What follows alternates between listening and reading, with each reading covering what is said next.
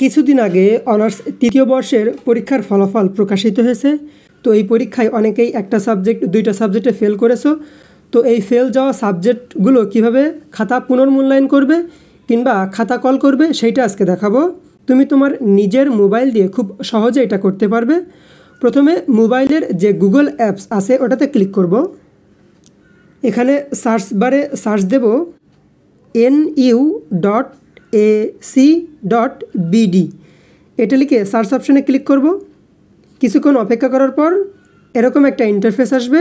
এটা স্ক্রল করে নিচে আসব। নিচে দেখো সোনালী সেবা পে স্লিপ নামে একটা অপশন আছে, এটাতে ক্লিক করব। এইটা একটু জুম করে দেখাই তাহলে তোমাদের বুঝতে সুবিধা হবে। এখানে স্টুডেন্ট ফি নামে যে অপশন আছে এটাতে ক্লিক করব। প্রথম যে অপশনটা রি-স্ক্রুটিনি ফি, এটাতে ক্লিক করব। তো এখানে দেখো একটু জুম করে দেখাই, এক্সাম নেম নামে যে ঘর আছে এই ঘরের সাইডে একটা তীর চিহ্ন আছে, এটাতে ক্লিক করব।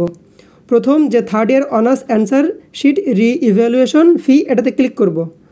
তারপরে এখানে রেজিস্ট্রেশন নাম্বারে তুমি তোমার রেজিস্ট্রেশন নাম্বারটা এখানে দিয়ে দিবে।